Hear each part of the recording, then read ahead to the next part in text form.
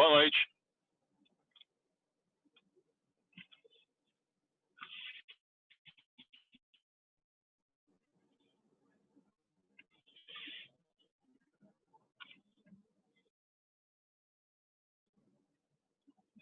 Desculpe, Lu.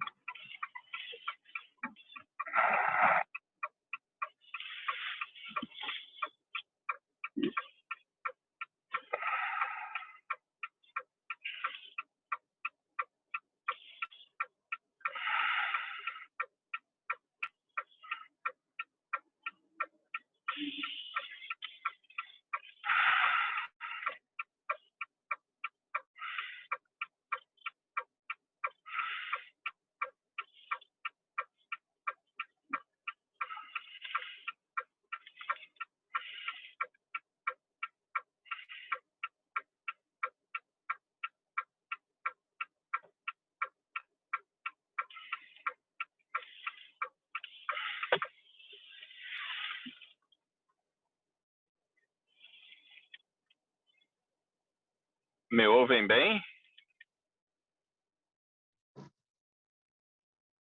Boa noite.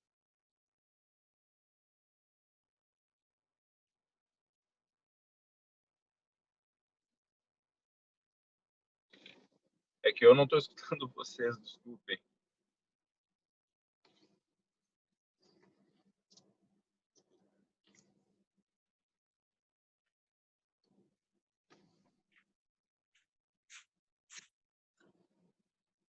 Ah, agora eu ouvi.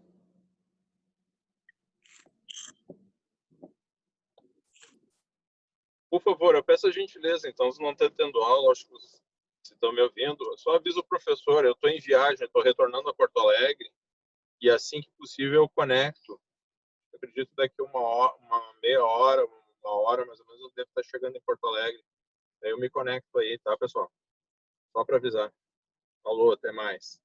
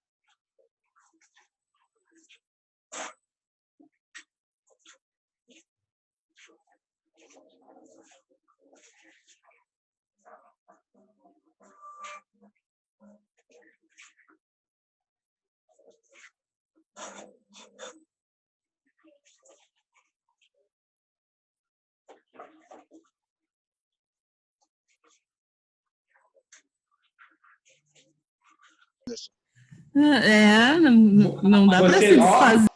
Essa utilidade não tem mais tempo. Zaire ainda Olha, tem. não faz assim, deixa o bombrilzinho. não dá para ratear que o pessoal é observador aqui, né? Não, olha, até tô olhando onde que tem bombril. Colocou os viagem. óculos, agora ficou sério o negócio, pessoal. Ficou sério o negócio, hein? Gente. E aí, pessoal, como é que vocês estão? Tudo bem? Há quanto tempo, né? Pô, Ficaram parece com saudade? 3 meses que a gente não se vê. Né? Verdade. Ficaram com saudade de mim? Essa risada aí. Talvez Sim, professor, óbvio. Talvez o nosso último encontro possa ter sido muito bom para alguns, né? As pessoas não tenham gostado muito. Né? O que vocês acharam da prova, pessoal? Fica ser mais fácil. Ela foi boa para alguns, menos para vários. Como é que é, Bruno? Foi boa para alguns, menos para vários. Ô, meu ídolo, não fala assim, tio. Assim. Achou difícil mesmo, Bruno? Ah, cara, eu fui ético, né, e não consultei, aí deu ruim. Não, mas é isso, entendeu? Na verdade, eu achei que tava, sinceramente, eu achei fácil quando eu tava fazendo, achei que tava preparado, mas depois não sei o que aconteceu. O que aconteceu, não tô sabendo.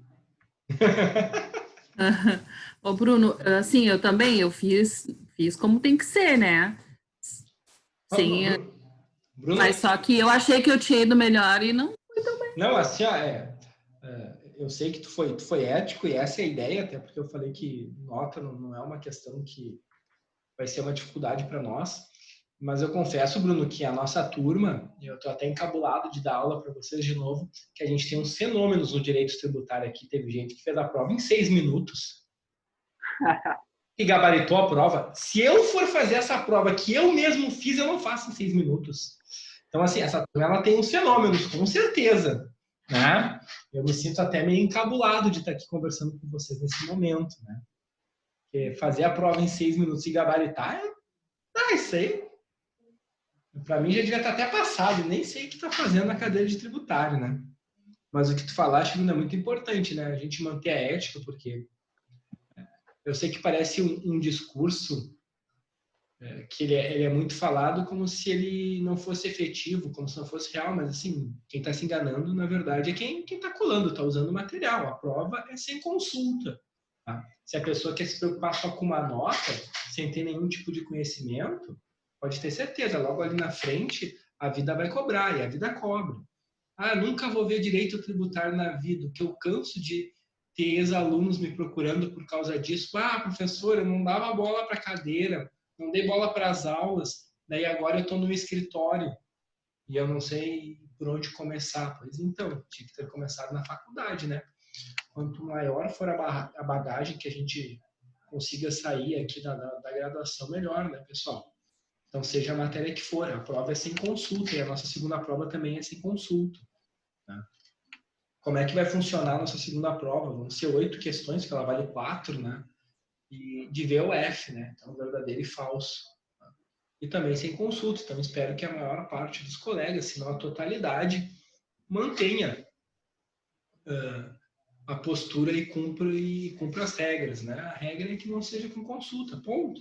Você já tem 6 pontos em trabalho, né? Por que quer fazer mais uma prova com consulta? Tá? Isso me confortou, na verdade. Como a gente já tinha feito trabalhos, eu não me importei tanto com a questão da nota, mas para ver se eu estava aprendendo mesmo aquilo que eu achei que estava. Sim, e por isso que a gente vai corrigir a prova hoje, né, Bruno? E daí vai tirando as dúvidas, vamos conversando. O que aconteceu é que confesso para vocês que é um desafio fazer uma prova EAD, exatamente, Bruno, pela questão que tu falou, muita gente não foi ética. Então, se tu faz uma prova mais fácil, ela fica, para quem não for ético, extremamente ridícula, tu não coloca nada para pensar. Eu, particularmente, eu acho que tinha 2 questões difíceis na nossa prova, tá? Tinha 2 questões que eu fiz com um nível de dificuldade mais avançado, mas que também, consultando a internet, era possível de achar a resposta, que era a questão do drawback e a questão do ágil. Também eram as duas questões mais difíceis da nossa prova. As outras questões, se não todas, a maioria estava expressa no nosso material, né? Então, isso era uma das minhas preocupações também, que as pessoas ficassem olhando o material, o que aconteceu, com certeza, né? E gabaritassem e não fossem testadas mesmo para ver o quanto estão conseguindo aprender, o quanto eu também estou conseguindo passar a matéria para vocês, tá?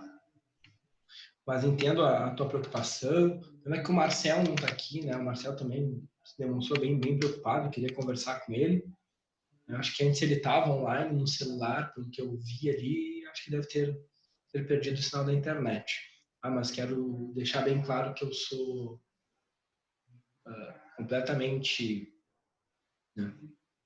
Eu entendo completamente a situação de vocês, tá? Sou parceiro nessa caminhada que vocês estão tendo aí até a formação, tá? Então é isso. Mais alguma questão que vocês querem falar? Algum comentário sobre a prova, pessoal? Ou podemos começar a corrigir? Eu só vou falar a respeito de que eu vou poder acompanhar uma parte da revisão, vou ter que sair para buscar minha mãe, então eu vou acabar vendo ela gravada, não sei se o senhor não se importa. Tá? Não, fica à vontade, Bruno. E depois, tu olhando a gravação, tu pode me chamar no WhatsApp ali, no privado mesmo, e fazer as tuas perguntas, tuas dúvidas, tá? Fica bem à vontade. Tá? Ok, obrigado. Feito de nada. Vamos lá então, pessoal.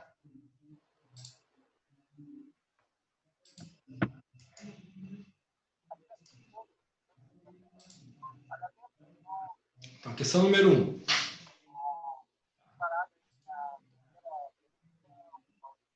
As empresas optantes pelo Simples Nacional, ao pagar a guia de arrecadação, estão recolhendo os seguintes tributos. Tá? Então, o que está incluído no Simples, pessoal? Tá? O que a gente viu?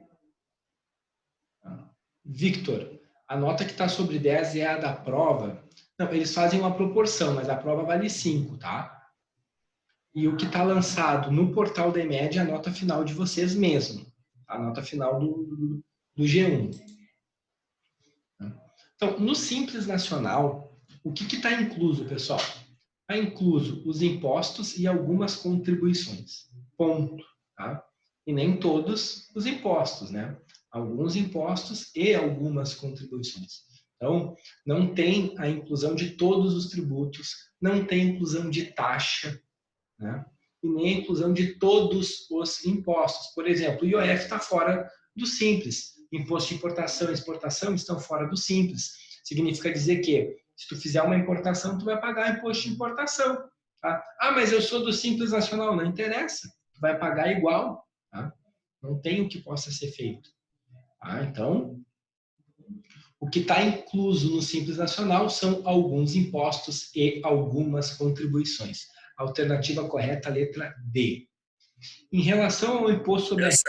Essa aí, na tua visão, era das fáceis ou das difíceis? Essa, na minha visão, era das bem fáceis. Bem fácil. Bem fácil. Por quê? Teve alguma dificuldade? Eu tive dificuldade. Acertei, mas tive dificuldade. Então vamos lá. Então já. Fiquei em dúvida, mas eu entendi a explicação. Só que eu não achei tão trivial assim. É que é um dos pressupostos do Simples, né? Por que bem fácil, César? Porque isso é uma pergunta bem geral sobre o Simples. Eu podia ter feito uma pergunta específica do Simples Nacional, né? Então, acho que é uma questão bem fácil, assim. Para a gente entender o Simples Nacional, a premissa básica é a gente saber o que está incluso no Simples. Né? Então, quando eu pago a guia do Simples, o que eu estou pagando? Alguns impostos e algumas contribuições. Essa questão, inclusive, eu poderia dificultar colocando as espécies dos impostos e das contribuições. Imagina se, ao invés de eu colocar assim, eu coloco imposto de importação, ICMS, IPI e SSQN. Na outra, IOF, IPI, ICMS, imposto de renda. Tá? Então, eu acho que teria uma dificuldade bem maior, tá, César? Tá bem? Mas ficou com alguma dúvida ou entendeu agora a ideia geral do Simples? Não, eu entendi. Na hora eu fiquei... Confesso que eu marquei a D, mas eu não tinha certeza que... Tem um percentual alto de chute, assim. Eu acho que o que podia confundir aqui, César, era C e a D. Porque todos os tributos, não, até porque tem contribuição de melhoria, tem taxa que está completamente fora, daí a B a gente exclui pelas taxas, e isso acredito que a gente poderia utilizar, inclusive, o conhecimento que nós temos no nosso dia a dia. Né? A gente não paga diversas taxas, uma empresa, por exemplo, que está no Simples Nacional, não paga uma taxa de custas judiciais, se ela quiser mover um processo, ela paga. Né? Então, a taxa está excluída, né? Então, aqui a gente elimina a A e a B. Daí a gente ficaria na dúvida se está todos os impostos ou não inclusos nessa questão, tá? Isso.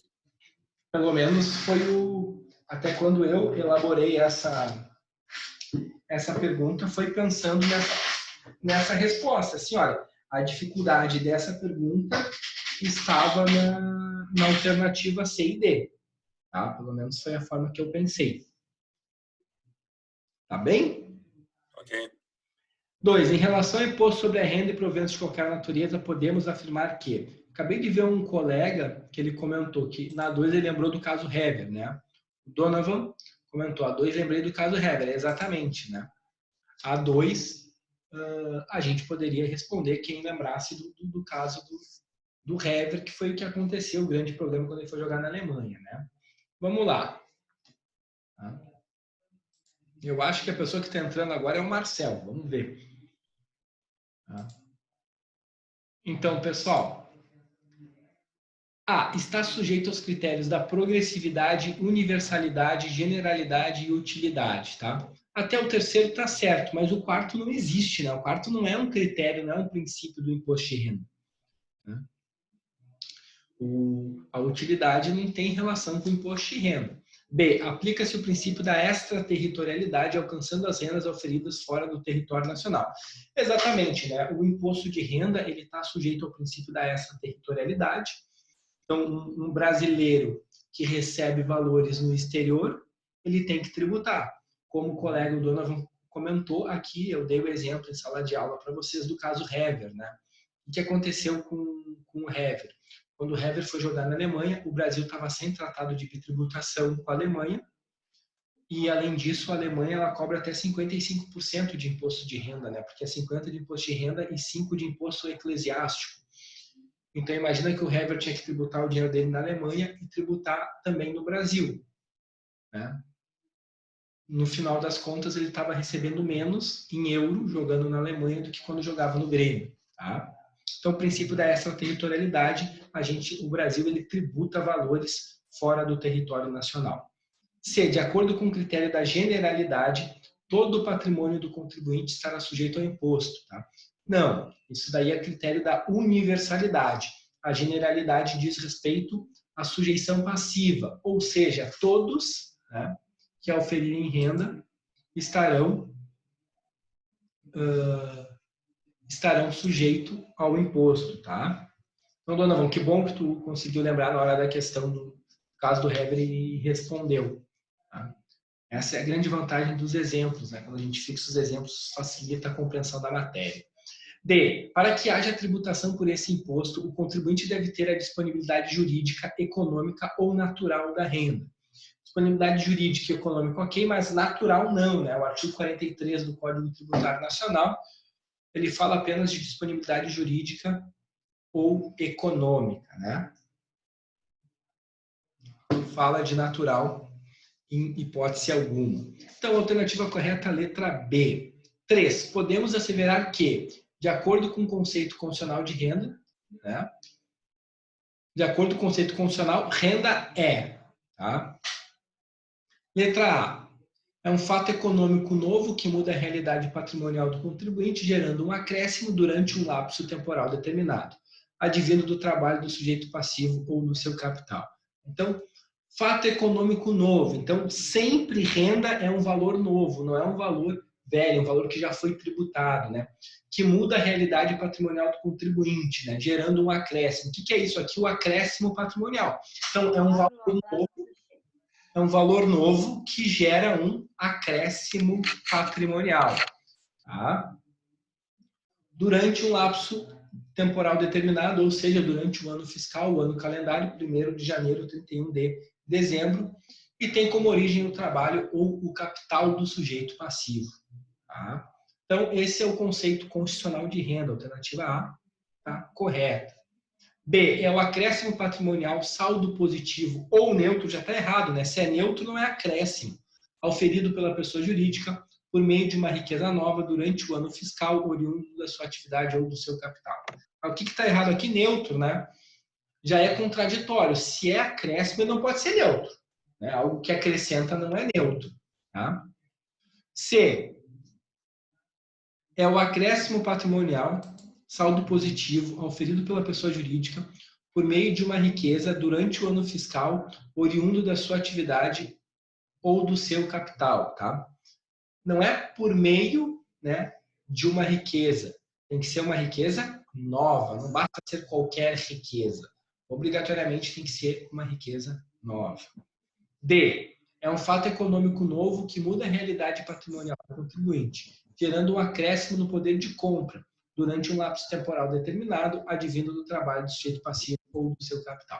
Não tem nada a ver com acréscimo no poder de compra. Acréscimo patrimonial não significa acréscimo no poder de compra. São conceitos completamente diferentes. Tá? Então, a alternativa correta é a letra A. 4. Pode-se definir ágil como sendo. Aqui é uma das questões que eu achava mais difíceis, a 4 e a 5, primeiras duas questões mais difíceis da nossa prova, né? Então, letra A, uma perda futura passível de abatimento no imposto de renda da pessoa jurídica. Não, né? Não é uma perda, é um ganho. É um acréscimo. B, um valor pago a maior com base em critérios contábeis com a finalidade de uma futura venda do estabelecimento comercial. Não, né? Eu não tenho obrigatoriamente a finalidade de uma futura venda. O ágio para o direito tributário, o que se discute é se eu posso abater ou não do imposto de renda. Essa é a discussão que nós temos em relação ao direito tributário. C, é o valor pago a maior. É uma valorização do que está sendo adquirido. Exatamente. Então, a gente já conta com a valorização. É como se eu comprasse, né, uma casa, a avaliação dela hoje é 800 mil, mas o vendedor quer me vender por 950, porque esses 150 mil está tendo uma obra próxima que vai valorizar o imóvel, então ele já quer cobrar o ágio, ele já quer cobrar essa valorização.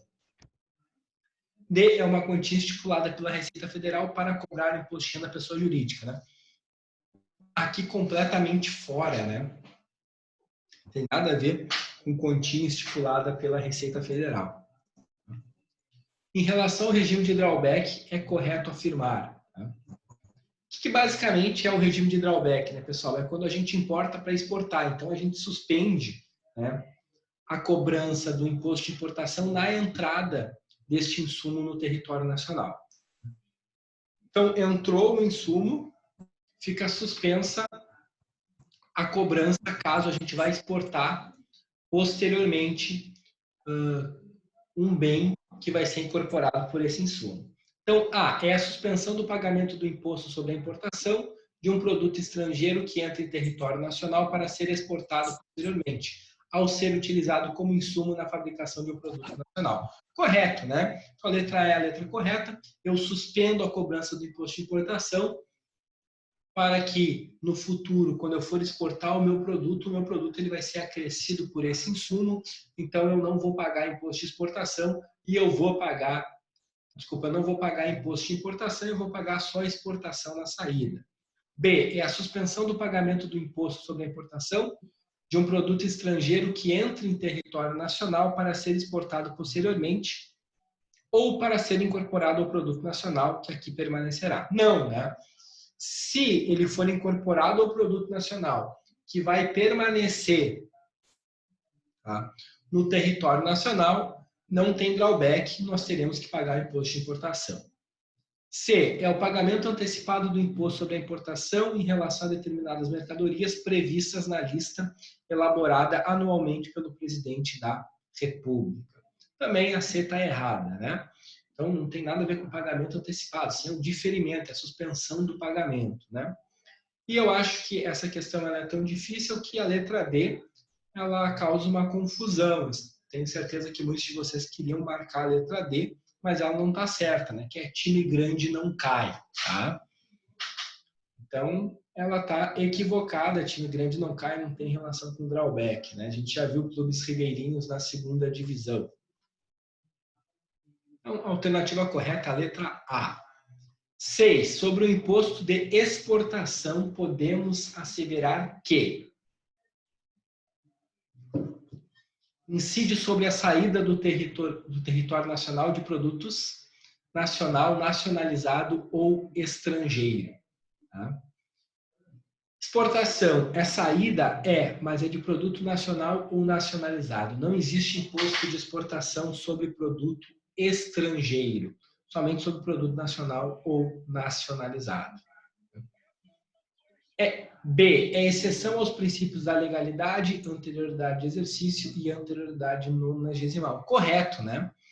O imposto de importação, de exportação, ele pode ser alterado por decreto do presidente da República, exceção à legalidade, aumentando as suas alíquotas. A nova alíquota tem validade imediata, então é exceção à anterioridade de exercício e à anterioridade nonagesimal. Tá? C. O sujeito passivo é o importador, não, né? É o exportador. Nós estamos falando de imposto de exportação. E D. A base de cálculo é o valor aduaneiro, devendo ainda ser incluído o valor recolhido a título de IPI. Não, isso é na importação, né? Porque na exportação sequer incide IPI e a gente viu isso, tá? Então, a alternativa correta é a letra B. 7. Em relação ao IPI, o STJ já se posicionou no sentido de que tá? A aquisição de qualquer bem dá direito a crédito de IPI? Não. Né? Não é qualquer bem que dá direito a crédito de IPI. Inclusive, tem um julgamento que a gente está no nosso material, que diz que bens que são incorporados ao ativo não dão direito a crédito de IPI. B. Inexiste hipótese em que será devida a correção monetária dos créditos de IPI? Não. A STJ se posiciona no sentido contrário. De que sim, existe possibilidade de creditamento do IPI, de juros no creditamento do IPI, de correção monetária, né? Quando a demora deve-se ao poder público. C. Não existe direito ao creditamento de IPI na aquisição de bens integrantes do ativo permanente da empresa, correto. Esse é o entendimento da STJ, que ele é excludente da letra A, né? Então, quando eu expliquei a letra A, acabei já falando a resposta correta, que não existe direito ao creditamento de IPI na aquisição de bens integrantes do ativo permanente da empresa. E D, é devido à correção monetária dos créditos de IPI em qualquer situação. Não, não é em qualquer situação, né? É só quando a mora ela tem relação com o poder público. Sobre o princípio da seletividade, assinale a afirmativa correta. Fizeram um trabalho sobre a seletividade, né? Então, de acordo com esse princípio, cabe ao poder público estabelecer as alíquotas do IPI, levando em consideração o que entende como sendo essencial individualmente ao cidadão. Não, né? O poder público ele vai levar em consideração o que a sociedade entende como sendo essencial, né? Como sendo seletivo, né? O que precisa, o que a sociedade precisa. Tanto que eu dei um exemplo com alguma colega, não me lembro quem, que fumava. Né? Para a pessoa que fuma, o cigarro é essencial. Mas, obviamente, a gente não pode aceitar que o cigarro seja considerado um bem essencial. Né? Então, não é individualmente ao cidadão. Tá? Letra B, estabelece a seletividade, a tributação diferenciada em camadas de produtos de acordo com seu valor financeiro praticado no mercado. Nenhuma relação. Não tem relação com o valor financeiro praticado no mercado. Não é uma tributação em camadas, né? A seletividade ela leva em consideração a essencialidade do produto. É um princípio que garante ao contribuinte a tributação menos elevada do vinho em relação à cerveja. Por quê? O vinho é menos essencial que a cerveja? É isso? Desculpa, o vinho é mais essencial que a cerveja? Que relação tem? Né? E D, estabelece esse princípio que os produtos devem ser tributados de acordo com a sua essencialidade.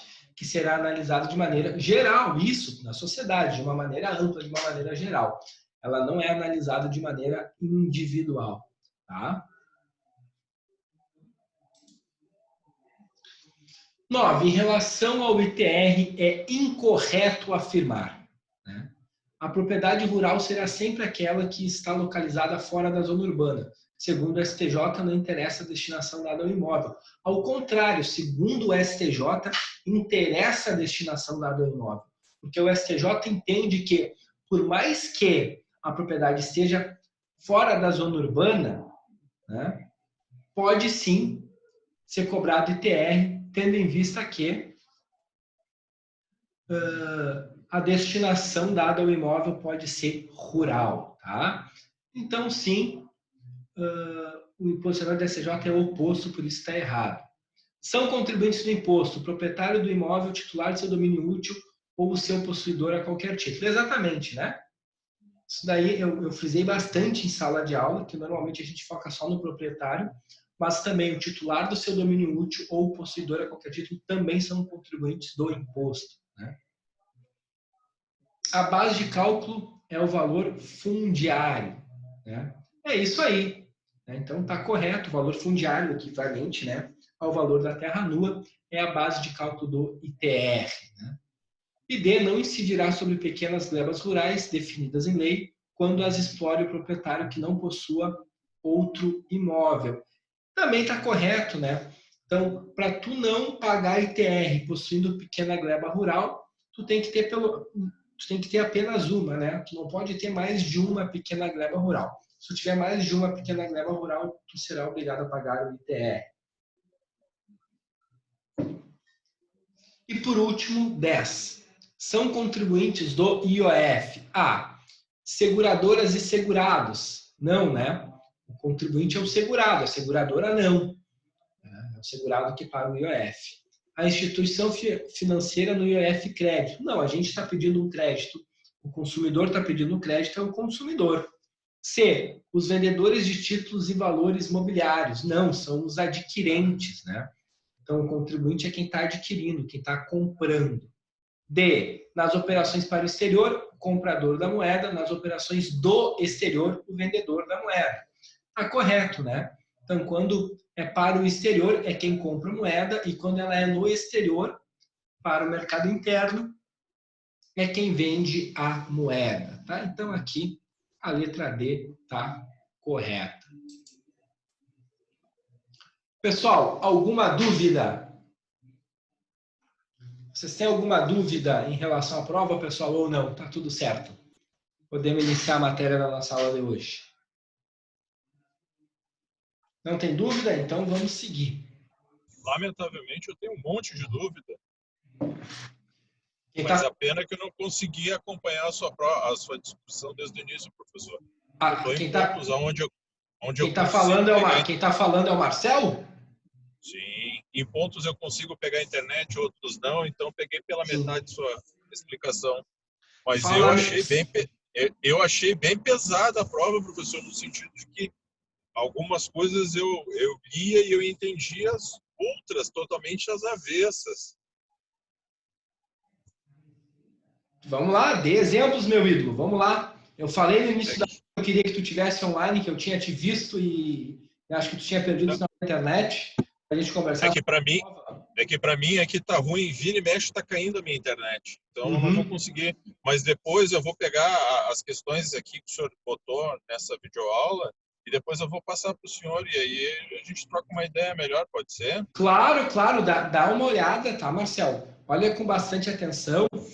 Vê também se não teve alguma questão de interpretação, porque muitas vezes é a interpretação que acaba nos prejudicando. Eu falei no início da aula, tu vai ver no vídeo, que para mim tinha duas questões muito difíceis nessa prova, tá? Que era a questão 4 e a questão 5 no meu modelo, né? Eu sei que para vocês foi embaralhado as questões, né? Que é a questão do ágio e do drawback. Eu achei essas duas questões, assim, elas realmente tinham um nível de dificuldade maior. O resto eu achei as questões bem mais acessíveis, bem acessíveis mesmo, tá? Eu tentei fazer dessa forma. Como eu expliquei para os colegas, Marcel, a gente tem que fazer uma prova que, como ela é online, que também não esteja tudo 100% no nosso material, né? Que explicações que tiveram em sala de aula e que o aluno tenha compreendido, tenha feito as anotações dele também. Mas eu acho que das 10 questões, 7 ou 8 estavam lá expressas no material, na verdade, tá? Mas dá uma olhada e me chama ali no WhatsApp, no privado, que a gente segue conversando, tá bem? Não, tranquilo. Da minha parte seria isso, professor. Tá bom. Show de bola, Marcelo. Show de bola. Tá? E eu, Mozart, Quem é que tá falando? é a Zaira. Essa última aqui, eu acho que quando tu tinha falado, lá no material ficou como importação e exportação, por isso que eu acho que essa aí eu me lembro que eu errei mesmo. E aqui Não. ficou exportação. Não? Não entendi, na real, Zé. A última questão, tá? Tá. A última questão, me lembro que quando tu estava explicando lá no material, quando tu nos passou a primeira vez, ele constava como importação e o outro exportação. E aí tu disse depois, eu me lembro que quando eu que tu ia corrigir... Isso, o que aconteceu? Ah, eu me confundi nessa aqui. Tá, assim, ó, quando eu dei a aula, tá, e aí tu tem razão, eu falei o que estava certo e eu disse que estava escrito errado, né? Isso, que tu iria corrigir. Isso, né? E tinha umas outras coisas do material, lembra que estava o Isso. tudo, e daí eu corrigi. Quando eu fui corrigir essa parte, eu vi que, na verdade, eu expliquei para vocês e quando eu fui ler rapidamente, eu li errado. O material estava certo e eu li errado, mas eu substituí o material na internet e, claro, isso eu mantive porque isso estava correto. Mas então eu deixei o material correto na internet, 100% correto para a nossa prova. Tá? Então, isso aqui que consta desde o primeiro material é o correto. Né? Só que quando eu expliquei para vocês, depois eu fui dar uma lida rapidamente, eu vi, vixe, está escrito errado. O que eu falei está certo, o que está escrito está errado. Mas não, já estava escrito certo. Porque é aquele pequeno detalhe ali no exterior e do exterior, né? Tá? Quando eu li rápido, para mim estava escrito a mesma coisa. Uhum. Não, tá certo. Tu explicou depois, mas eu que me confundi e acabei marcando errado. Tá bom. Não, tranquilo, Tá bom. Zara, tranquilo. Tá? Obrigada. Pessoal, mais alguma dúvida sobre a prova? Tá? Só um último recado, 2 recadinhos que eu esqueci. A nossa prova substitutiva, tá, pessoal? Ela é somente a matéria da prova que vocês perderam, só que ela é uma prova dissertativa, tá? E não sei se vocês viram, a IMED mandou um e-mail para os alunos, até copiou os professores. Então, só para avisar quem alguém, caso alguém não tenha visto, né? Nem sei se é o caso de alguém aqui na sala de aula, mas parece que a IMED, ela está com um plano ali para facilitar o pagamento de mensalidades atrasadas, acho que está parcelando. Tá? Então, se alguém tiver com algum tipo de dificuldade financeira, porque esse momento ele está bem crítico para todo mundo, né? A IMED ela possibilitou esse parcelamento, né? E se mesmo assim ficarem com dificuldade financeira, a Zaira disse que vai dar uns vinhos bons para a gente poder vender e arrecadar uma boa grana, tá bom? Então, a gente conta também com a Zaira para dar os vinhos. Tá bem? Tá? Pessoal, então vamos iniciar a matéria da nossa aula de hoje.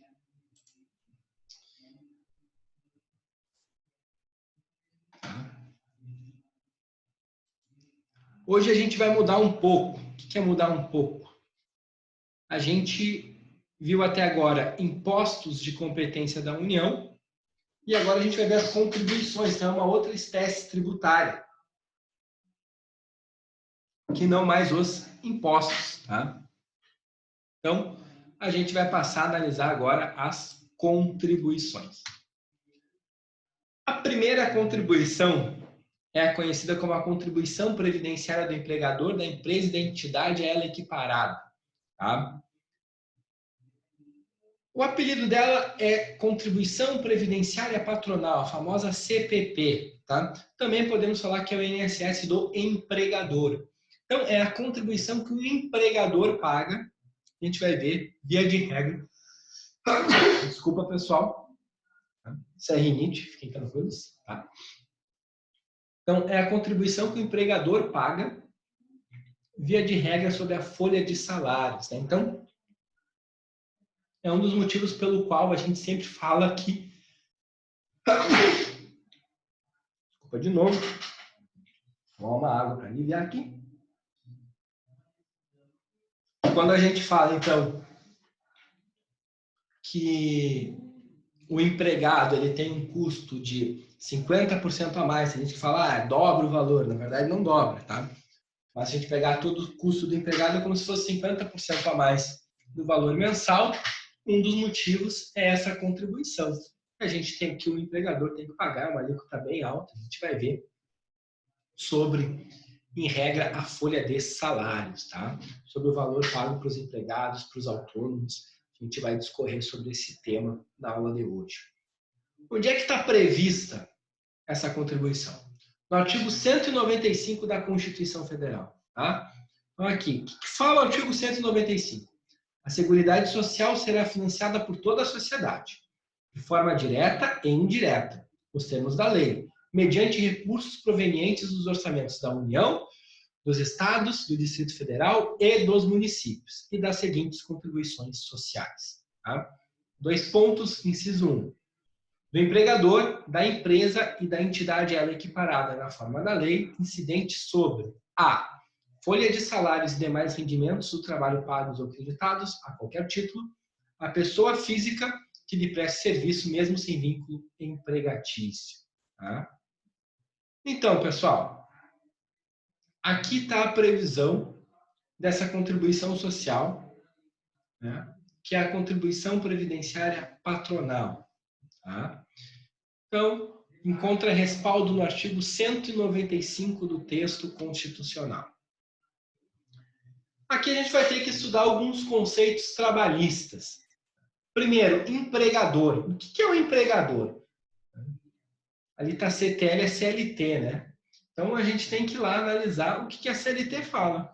E no artigo 2º da CLT, está previsto: considera-se empregador a empresa individual ou coletiva que, assumindo os riscos da atividade econômica, admite, assalaria e dirige a prestação pessoal de serviço. Tá? Então é isso. Aqui a CLT diz: o empregador é a empresa, que pode ser tanto individual como coletiva, e que vai manter a relação trabalhista com o empregado. Né? Então, ela que vai assumir os riscos de toda atividade econômica, ela que vai contratar a pessoa, ela que vai pagar o salário e ela que vai ser a responsável, né, por toda a prestação do serviço. Então, ela é a responsável, ela que toma as decisões. Então, isso que é empregador. Tá? Parágrafo 1º. Equiparam-se ao empregador, para os efeitos exclusivos da relação de emprego, os profissionais liberais, as instituições de beneficência, as associações recreativas ou outras instituições sem fins lucrativos que admitirem trabalhadores como empregados. Tá? Então, aqui, a CLT, ela faz uma equiparação ao empregador em outras situações. Então, qualquer pessoa que mantenha uma relação de emprego, seja profissional liberal, as instituições que for, inclusive a pessoa, a gente vai ver o empregador doméstico, o empregador que contrata uma empregada doméstica, o empregado doméstico, ele é empregador. Tá? Agora, empresa, equiparados e empregador doméstico. Tá? Tudo previsto no artigo 15 da Lei 8212 de 91. Tá? Essa lei ela é extremamente importante para a contribuição previdenciária patronal. Ela que regulamenta a contribuição previdenciária patronal, pessoal. Tá? Então, a Lei 8212 ela é importantíssima para o nosso estudo. Então, artigo 15. Considera-se, inciso 1, empresa, a firma individual ou sociedade que assume o risco de atividade econômica urbana ou rural, com fins lucrativos ou não, bem como os órgãos e entidades de administração pública direta, indireta e fundacional. Tá? Então, pessoal, empresa, primeiro, pode ser firma individual. Então, aqui vamos pensar até de uma forma mais ampla. Pode ser EIRELI, pode ser empresário, né, individual. Tá? Como pode ser uma sociedade, normalmente vai ser limitada, SA, não interessa. Desde que essa empresa ela assuma, né, o risco da atividade econômica. E importante, pode ser rural, pessoal. Não precisa ser só urbano. Inclusive, nós temos empresas rurais. Tá? O produtor rural que vai lá e registra um CNPJ, ele passa a ser um empresário rural e ele tem que pagar essa contribuição. Olha que interessante. Sequer interessa, sequer importa se é com fins lucrativos ou não. Então, se eu tenho uma instituição sem fins lucrativos, quando vocês estudaram no Tributário 1 a imunidade, vocês viram que imunidade é só de impostos? Se eu tenho um partido político, por exemplo, vou pegar o exemplo do partido político, eu tenho que nos meus empregados pagar a contribuição previdenciária patronal? Eu tenho que pagar, eu não tenho imunidade. Tá? Então, não interessa. Então, todas as instituições, órgãos e entidades têm que pagar. 2. Inciso 2. Empregador doméstico. A pessoa ou família que admite a seu serviço sem finalidade lucrativa, empregado doméstico. Né? Então, aqui pode ser uma pessoa só, como pode ser uma família que contrata um empregado doméstico. Né? Então, contrata uma pessoa para trabalhar na sua residência, no seu domicílio. Tá?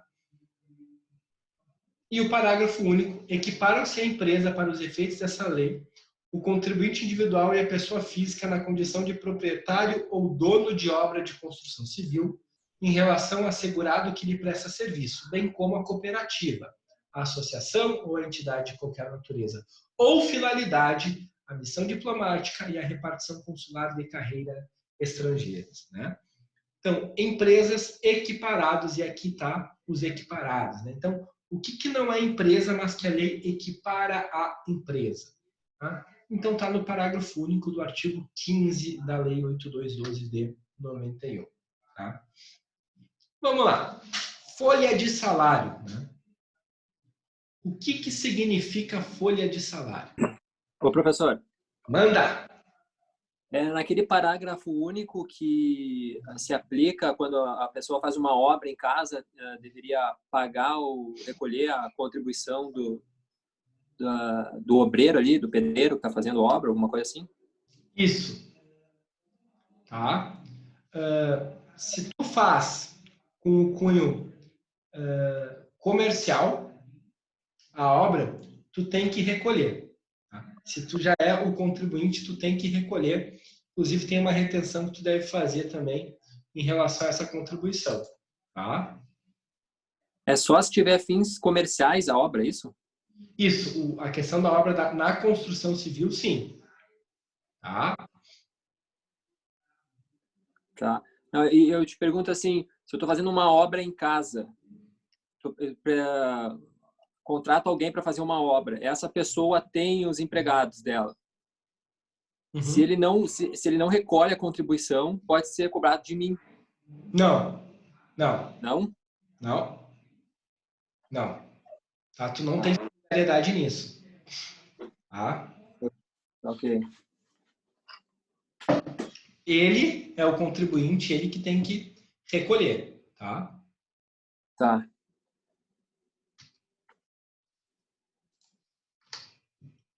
Então, folha de salário, né? Então, uma das bases de cálculo, né? O que é a folha de salário?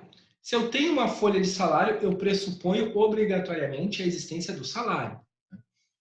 E o que é o salário, né? A gente já conversou um pouquinho, é uma remuneração paga ao empregado como contraprestação pelo trabalho que desenvolve em caráter não eventual e sob a dependência do empregador.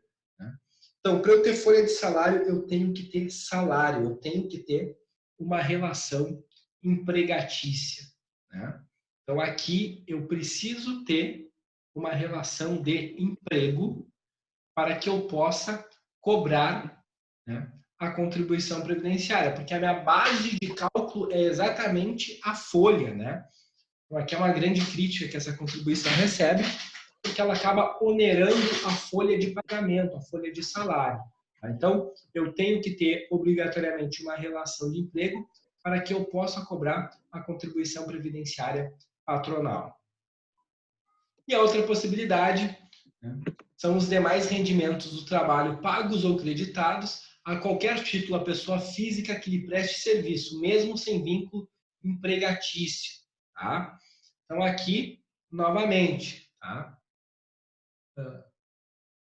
Em que momento isso vai acontecer? No momento que eu tenho uma relação jurídica, eu sou uma empresa, ou sou equiparado à empresa, e eu vou ter uma remuneração dos sócios diretores, o famoso prolabore, né?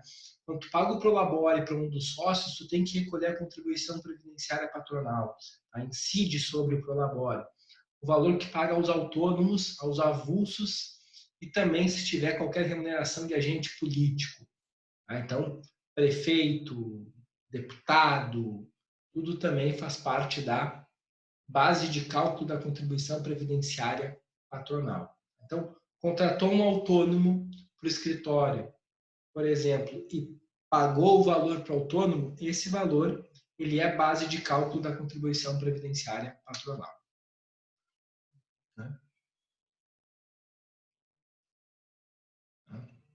Então, a contribuição previdenciária patronal só vai incidir nas relações jurídicas com pessoas físicas, né?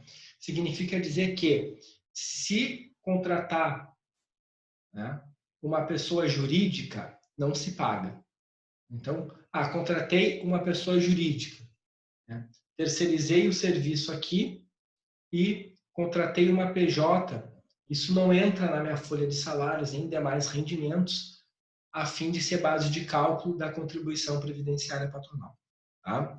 Então, só vai incidir nas relações que a gente mantiver com pessoas físicas. Então, contratei um empregado, contratei um autônomo. Olha, o sócio tem prolabore.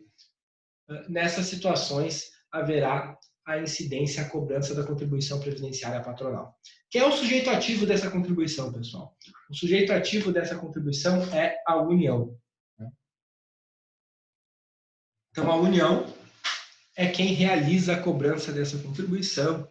Antes era o INSS, então, por muito tempo, não foi a União o sujeito ativo, era o INSS que cobrava depois, não tinha as execuções fiscais movidas pelo INSS.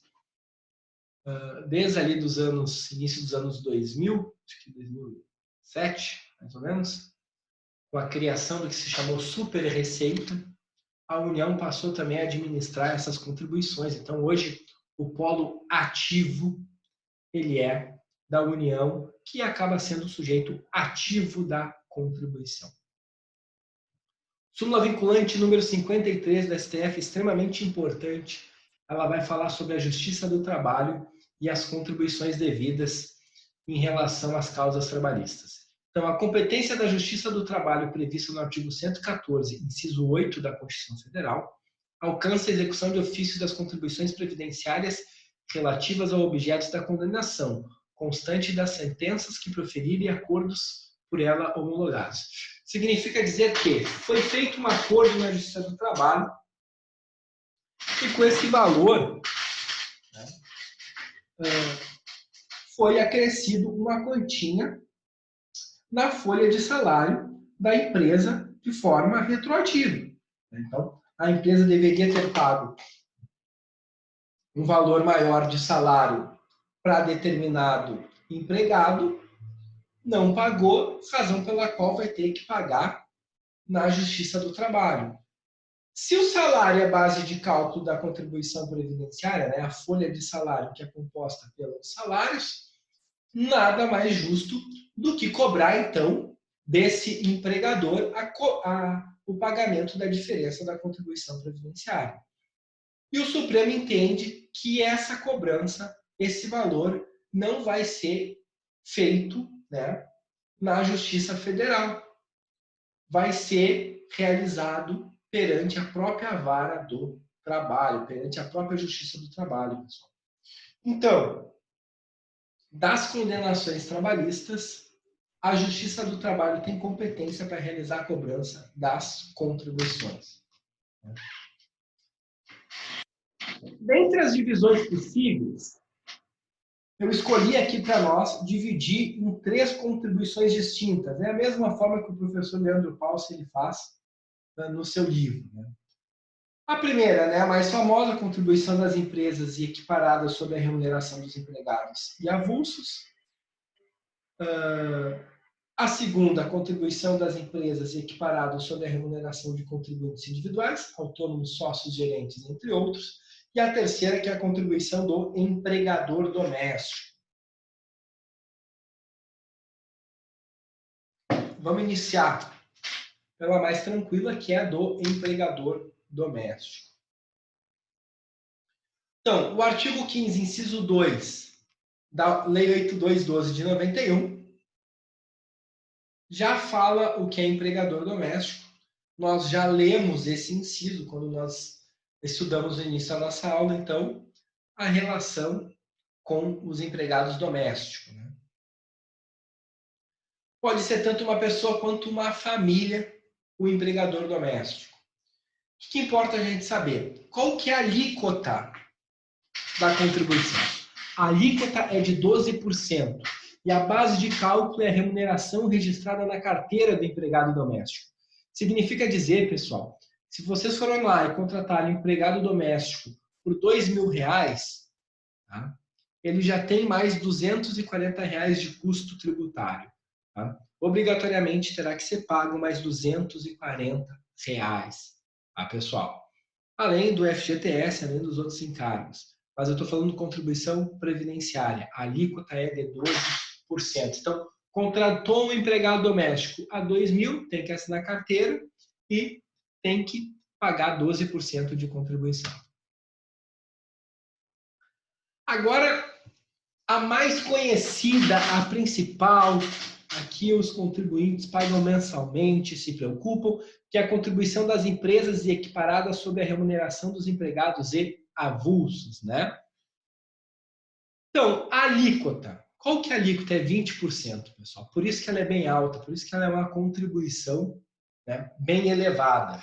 Porque ela tem uma alíquota extremamente abrangente, uma alíquota exagerada, uma alíquota muito imponente no nosso direito tributário, que é a alíquota de 20%.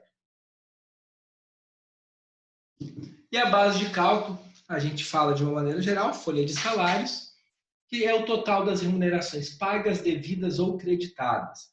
Só que aqui muito importante, né? Devidas. Se tu deve e não paga a remuneração, só deve, né? Ela é devida. Ela não foi ainda nem paga e nem creditada para o teu empregado. Tá? Tem que pagar a contribuição previdenciária? O STF entende que não. Né? Que o devidas estaria equivocadamente aqui previsto, tá? Então, seria total das remunerações pagas ou creditadas. Seria isso. Tá? Então, a base de cálculo vai ser o total das remunerações que forem pagas ou forem creditadas em benefício do empregado. Verbas indenizatórias.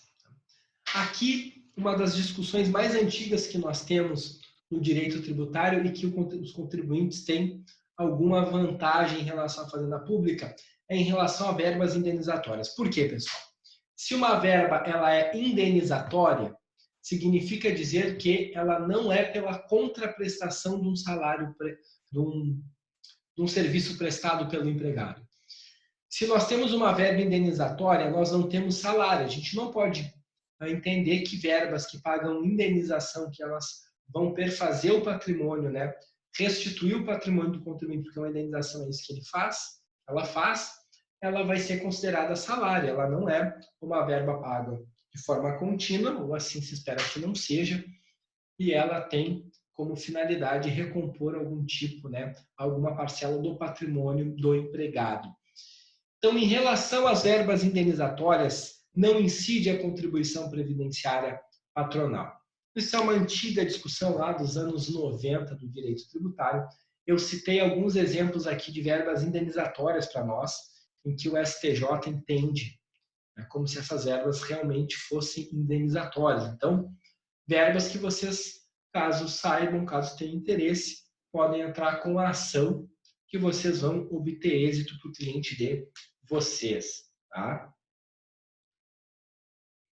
Vamos lá. auxílio acidente, auxílio doença pago até o 15º dia pelo empregador, então antes de INSS pagar, auxílio transporte, auxílio alimentação in natura, ajudas de custo em geral, abonos convertidos em pecúnia, aviso prévio indenizado, auxílio creche, licença-prêmio não gozada e convertida em dinheiro, indenização pela adesão ao programa de demissão voluntária, tá, pessoal? Então, essas são verbas indenizatórias que o posicionamento da CJ é pacífico, que não incide a contribuição previdenciária, tá? Por quê? Então, como eu já comentei com vocês, elas são indenização e não remuneração pelo trabalho prestado. Então, elas não são salários, tá? Inclusive, pessoal, o trabalho da nossa aula de hoje é vocês pesquisarem o acórdão do STJ sobre verbas indenizatórias que exclui a cobrança da contribuição previdenciária patronal. Então, até já dou a dica aqui, se vocês pesquisarem, principalmente aviso prévio indenizado e o auxílio doença pago até o 15º dia, vai ser o que vocês mais vão encontrar, tá? Então, basta pesquisar e juntar o acórdão no AVA. Então, o que vocês têm que fazer é isso. Então, pesquisa o acórdão do STJ que está excluindo a verba indenizatória da base de cálculo da contribuição previdenciária patronal e junta no AVA lá esse acórdão. Esse é o trabalho que vocês têm que fazer na aula de hoje. Tá? Então, ele é simples. O prazo até sábado de manhã da próxima semana, não amanhã. Tá? Mas como eu sempre dou a dica para vocês, tentem fazer ainda durante a aula. É menos uma pendência, é menos uma questão para vocês estarem se preocupando em casa. E agora, verbas remuneratórias. As verbas que o STJ entende como sendo remuneratórias. Então, salário maternidade, salário paternidade, adiantamento de salário, gratificação natalina, adicional de horas extras, adicional noturno, adicional de salubridade, periculosidade, auxílio alimentação in pecúnia e o salário in natura. Então, habitação, vestuário. Tá? Então, todas essas verbas o STJ entende que são remuneratórias. Isso quer dizer que fazem parte da base de cálculo da contribuição previdenciária. Tá? Então, a contribuição previdenciária ela incide sobre todas essas verbas, inclusive. Tá? Importante, pessoal, o STF tem julgamento de um recurso extraordinário com repercussão geral reconhecida que retirou o adicional de insalubridade, periculosidade e outros benefícios recebidos pelos empregados, né, pelos trabalhadores, da base de cálculo da contribuição previdenciária do empregado, do INSS do empregado. Então, não faz parte do salário base de contribuição. O que os contribuintes fizeram? Né, as empresas, uma enxurrada de ações dizendo, olha, se não faz parte do salário base do empregado essas verbas, obviamente também não vai fazer parte da base de cálculo da contribuição da empresa, do empregador. E o STF, de uma maneira completamente contraditória, disse assim, uma coisa é uma coisa, outra coisa é outra coisa. Ou seja, por mais que tu exclua do salário base da contribuição do empregado, o STF tem que incluir na base de cálculo da contribuição previdenciária patronal, ou seja, do empregador. Então, substituição tributária e cessão de mão de obra. O que é isso, pessoal? Substituição tributária. A gente já viu, e vamos ver depois de forma mais aprofundada quando estudarmos o ICMS, é quando uma pessoa recolhe o tributo que é devido por outra pessoa. Né? Na contribuição previdenciária, quando nós temos uma cessão de mão de obra, nós temos uma retenção de 11%. O que é cessão de mão de obra? Quando a gente tem um terceirizado, por exemplo. Então, a nossa empresa contratou uma outra empresa de portaria e limpeza. Tá? Quando a gente pagar essa empresa, a gente tem que obrigatoriamente reter 11% e recolher para a União esse valor. Tá? Então, esses 11% eles são retidos, a gente não repassa para a empresa. Então, nós contratamos por 10 mil, ao invés de passar 10 mil, nós vamos passar 8.900, porque 1.100 a gente já tem que pagar diretamente para a União. Tá? Nós somos os responsáveis tributários, né? Nós somos os substitutos Nós estamos substituindo a empresa. Ah, mas é 20%, a empresa vai pagar a diferença depois. Ah, mas essa empresa é do Simples e não pagaria. Não tem problema, a gente tem que fazer isso, né? E um detalhe para o parágrafo 3º do artigo 31 da 8212, né? Para os fins, né, desta lei, então, para os fins da lei 8212, entende-se como cessão de mão de obra a colocação à disposição do contratante em suas dependências ou nas de terceiros, de segurados que realizem serviços contínuos relacionados ou não com a atividade fim da empresa, quaisquer que sejam a natureza e a forma de contratação. Tá? Então, aqui está o conceito de cessão de mão de obra. Já dei um exemplo para vocês, que é a contratação, então, de uma empresa de vigilância, uma empresa de portaria e limpeza.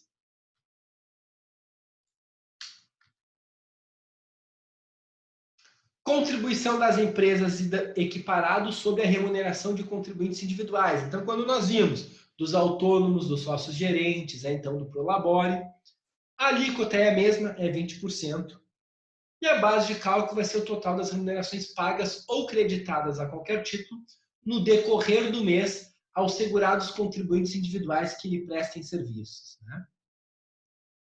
Então, a alíquota é a mesma, 20%, a base de cálculo é o valor da remuneração, o valor que a gente está repassando para esse terceiro, para esse autônomo, para esse sócio gerente. Então, nós temos autônomos na nossa empresa, vendedores autônomos, realmente autônomos, não vendedores que têm uma relação de emprego que estão disfarçados de autônomos. Não, vendedores realmente autônomos. O que acontece? O valor que a gente paga para eles incide 20% de contribuição previdenciária patronal. E para a gente finalizar a contribuição previdenciária patronal, a CPP, nós temos o que a doutrina chama hoje de contribuição substitutiva. Passando um pouco lá da segunda década dos anos 2000, depois de muita pressão para tentar a famosa desoneração da folha de pagamento, foi criada a contribuição substitutiva. Porque, ao invés de cobrar 20% sobre a folha de pagamento, passou a se tributar a receita bruta, né? Era a possibilidade de faturamento ou receita bruta, a lei escolheu receita bruta. Ah, pessoal, então, ao invés de eu tributar a folha de pagamento, já que tem um estudo que diz que uma das situações no Brasil que diminui um emprego, né, legalizado e se incentiva muito o subemprego, o emprego sem carteira assinada, tá? O emprego informal é o grande valor que incide sobre o empregado, o custo que o empregado traz para a empresa. Então, o governo, depois de muita pressão, entendeu, né, criar essa possibilidade. Então, na contribuição substitutiva, ela vai incidir sobre a receita bruta e não vai incidir sobre a folha de pagamento. Já que a receita ela tende a ser maior que a folha, obviamente, as alíquotas foram diminuídas, elas foram, né, tiveram seus percentuais minorados. Então, ao invés de ser 20%, é de 1% a 4,5%. Né? Exemplo de empresas que estão sujeitas à contribuição substitutiva. Então, empresas de call center e empresas de TI, de tecnologia da informação. Essas empresas estão sujeitas à contribuição substitutiva. Tá? Então, pessoal, aqui nós acabamos a contribuição previdenciária patronal. Então, vamos ver, para finalizar a nossa aula de hoje, tem menos matéria em relação à contribuição previdenciária patronal, a contribuição social sobre o lucro líquido, né? Ou contribuição previdenciária sobre o lucro, né? As duas formas estão correto, ou só contribuição social sobre o lucro ou contribuição social sobre o lucro líquido, né? Por quê, pessoal? A doutrina critica, a gente pode chamar de CSL ou CSLL, o último L dizendo que não é lucro líquido, é só lucro, não seria líquido. A gente vai ver, tem adições, né, tem subtrações que são realizadas, então não teríamos um lucro líquido. É isso que aconteceria, tá, pessoal? A doutrina critica o outro L. Então, o artigo 195 da Constituição, que nós já estudamos, o inciso 1, que também a gente já viu, Só que agora a gente não está na linha A, a gente está na linha C, né? Ou seja, é a possibilidade que a Constituição traz para a União instituir uma contribuição social sobre o lucro. Tá? Então, o sujeito ativo é a União. Então, quem pode cobrar essa contribuição é a União. Ela é regulada pela Lei 7689 de 88. Então, tem uma lei específica para a CSLL. O que é o lucro, pessoal? O lucro é o acréscimo patrimonial que decorre do exercício da atividade da empresa ou da entidade equiparada. Tá? Então, de novo, notem, da mesma forma que a gente viu no imposto de renda e a contribuição social sobre o lucro líquido, entre aspas, ela é parecida, ela tem como origem, como inspiração o imposto de renda, em que pese ela se diferencia em algumas situações, a gente vai ver, também fala-se em acréscimo patrimonial, né? Que tem como decorrência o exercício da atividade empresarial. Então, aqui também nós estamos falando de lucro de acréscimo patrimonial. Quem são os contribuintes? Tá? Contribuinte dessa contribuição são as pessoas jurídicas domiciliadas no Brasil e também as equiparadas às pessoas jurídicas aqui domiciliadas, tá, pessoal? Então, esses são os sujeitos passivos, os contribuintes da contribuição. Ela pode ser trimestral ou anual. Tá? A gente pode pagar trimestralmente ou anualmente. Isso a gente viu um pouco na nossa segunda aula. Na contribuição anual, a gente faz antecipações. Qual que vai ser a nossa base de cálculo? No fim, né, a gente faz as adequações, os famosos ajustes. A base de cálculo é o resultado do trimestre ou do exercício antes da provisão do imposto de renda, com os ajustes determinados pela legislação. Tá? Como nós temos alguns ajustes que a legislação determina que sejam realizados, se passou a chamar de resultado ajustado, como se a base de cálculo fosse o resultado ajustado. Mas o mais correto é a gente descrever de forma expressa, né? Por extenso, então, toda a base de cálculo, que não é só o resultado ajustado, é o resultado do trimestre ou do exercício, depende se é optante pela contribuição trimestral ou se é optante pela contribuição anual, antes da provisão para o imposto de renda, com os determinados ajustes realizados pela legislação. Tá? Então, aqui, pessoal, o resultado ajustado é diferente de um lucro líquido. Por isso que se diz que imposto de renda é uma coisa, contribuição social sobre o lucro líquido é outra, em relação às suas bases de cálculo. E por isso que se critica chamar contribuição social sobre o lucro líquido. Porque as deduções e as compensações permitidas pela lei, permitidas pela legislação, são diferentes. Tá? Então, no resultado ajustado eu tenho algumas e no lucro líquido eu tenho outras, não são as mesmas. Algumas são iguais, professor? Sim, algumas são iguais. Outras não, tá? Então, aqui está a diferença. Por isso que resultado ajustado é resultado ajustado e lucro líquido é lucro líquido, tá? Então, deduções e compensações são diferentes. Né? Como a gente viu, tem dois regimes, o lucro presumido e o lucro real. Então, pode ser optante pelo lucro presumido, então que se presume o lucro, né, já diz o nome, então se aplica primeiro uma alíquota sobre o faturamento e depois de chegar a esse valor, se aplica a alíquota final da contribuição. Quem pode ser optante pelo presumido? Empresas que têm um faturamento até 78 milhões por ano. E também pode ser real, então que nós vamos ter deduções e adições aqui, ó, e compensações. Deduções e compensações temos adições também em relação à contribuição previdenciária.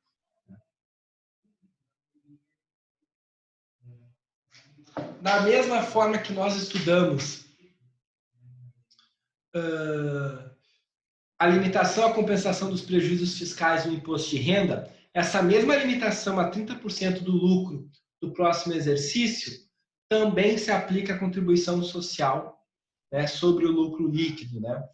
Então, pessoal, quando nós temos um prejuízo fiscal e por algum motivo a gente tributou, a gente fez um adiantamento e acabou tributando, mesmo depois apurando que teve prejuízo, esse crédito nós teremos uma limitação a compensar, né, de 30% sobre os valores. Oi, fala, Anderson. Não, só para avisar, não sei se para os outros, mas para mim aqui eu acho que ficou uns 10 segundos travado aí o vídeo.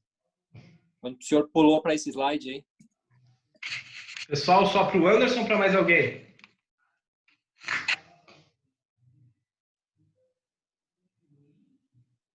Pessoal, alguém Para mim também. Aqui está travando também.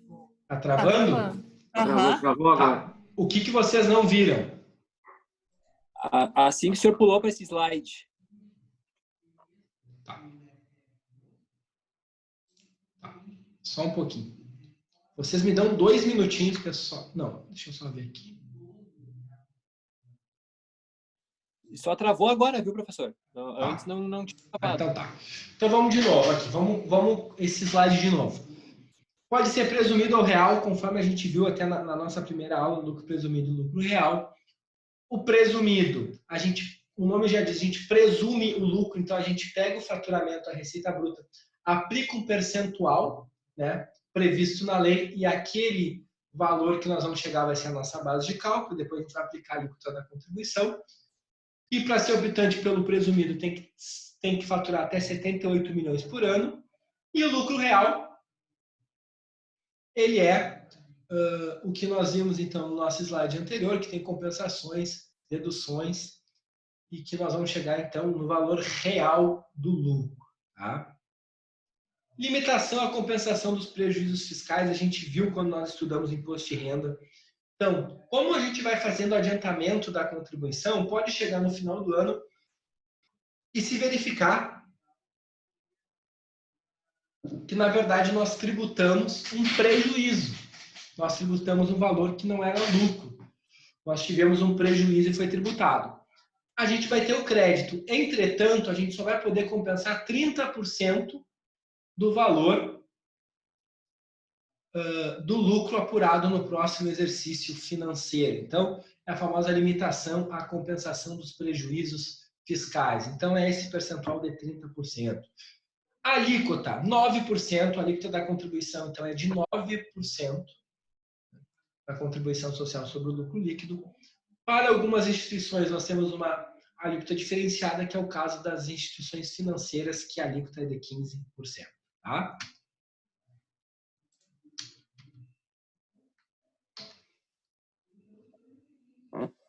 Pessoal, em relação à aula de hoje, alguma dúvida? Na previdenciária também tem alíquotas diferentes, não? Na previdenciária. Por exemplo, aquelas empresas que são mais propensas aos empregados ter algum acidente, alguma coisa, eles pagam um pouco a mais, não? Anderson, o que acontece? Tá? Aqui nós temos uma discussão na doutrina se é a mesma contribuição ou não, que é o SAT, aumentado ou minorado pelo FAP. Tá? Como começa a ter uma questão bem específica do direito tributário, eu não coloquei no nosso cronograma, tá? Até porque não é cobrado também na prova da ordem. Mas tu vai ter discussão se é a própria contribuição previdenciária majorada ou se é uma outra contribuição, tá, Anderson? Que seria o SAT, né? Que também já foi RAT ou GIL-RAT, então chama as 3 formas, majorado ou minorado pelo FAP. Então, se tu tem uma empresa que tem muitos acidentes, tu vai ter um acréscimo, um percentual de acréscimo na contribuição previdenciária ou uma nova contribuição com essa alíquota, tá? Tá. Então, esse a mais não seria... Alguns entendem que não seria a própria contribuição, seria uma outra... Sim, isso. Vai ter divergência na doutrina. Seria um outro tributo, tá? Para o direito previdenciário, acho que é tudo a mesma coisa, né? Acho eu. Daí para o direito previdenciário não sei te responder, porque daí tem uma área do direito que eu não entendo, né? Eu entendo da parte tributária envolvendo as contribuições previdenciárias, mas do previdenciário em si eu realmente vai me fugir para te responder. Eu não sei no que interessaria isso para o direito previdenciário. É que a gente estuda a contribuição previdenciária, a contribuição sobre o lucro, a contribuição social, isso a gente estava estudando ali no previdenciário. E ali consta que a contribuição pode ser conforme o porte da empresa, conforme ela seja uma atividade mais de risco para os empregados, isso aí tudo pode majorar. É tipo o imposto de renda ali, né? Quem tem mais paga mais. Mas aqui que está a questão. Nós estamos falando da mesma contribuição, tá? O que acontece, Anderson? Como ela é uma contribuição previdenciária, vocês estão estudando tanto no direito tributário, como estão estudando na cadeira de direito previdenciário, tá? Acho que quem dá a cadeira de direito previdenciário é a professora Mariângela, né? Então, eu tenho certeza que ela explicou isso com maestria, até muito melhor que eu, com toda certeza. Então, o que acontece, Anderson? Nós temos uma divergência na doutrina tributária, tá? Porque isso é uma contribuição que ela, como ela é na empresa, ela tem muito mais interesse. Ela é previdenciária, mas ela tem um interesse bastante grande para o direito tributário, porque ela é um tributo, né? Ela é um tributo aqui. O que acontece? Na doutrina, existe gente que entende que é a mesma contribuição, então, tipo, o RAT, né? Que é o percentual, que ele pode ser diminuído a 50% ou majorado a 6 vezes o valor pelo FAP, tá? Ele é uma contribuição específica, separada, e outra parte da doutrina tributária entende que ele é uma majoração da contribuição previdenciária, tá? Tipo, ele faria... Entendi. Tá bom? Entendi. Tá bem? Pessoal, mais alguma dúvida? Pessoal, o que vocês acham? Vocês podiam abrir a câmera de vocês, rapidinho? Todo mundo tem como abrir a câmera, assim? Se não passar perfume, não tem problema? Olha só, para eu matar a saudade de vocês. Né? Tá? Pessoal, entenderam o trabalho? É só pegar então o acórdão no STJ sobre a não incidência, sobre verbas indenizatórias. Tá? Eu pedi para a gente tirar uma foto, o restante dos colegas tem como abrir ou não? Eu estou tentando aqui, que hoje eu estou no tablet da minha esposa e não sei, que não está funcionando. Olha só. Tá? Tá bom, não. Quem não tiver como, não tem problema. É só para a gente tirar uma foto mesmo. Tá? Tirar uma foto aqui, nossa, todo mundo sorrindo, bonito. Tá? Pessoal, então é isso. Qualquer dúvida eu estou à disposição de vocês. Está lá já o trabalho no AVA. Se alguém quiser depois conversar sobre a prova, ficou com alguma questão, pode me chamar ali no WhatsApp que eu estou à disposição. Tá? Boa sexta, bom vinho para vocês, bom final de semana. Ó. E um grande beijo. Olha, só a Zaira sempre, né? Um grande beijo no coração de vocês e até a próxima sexta, pessoal. Feito!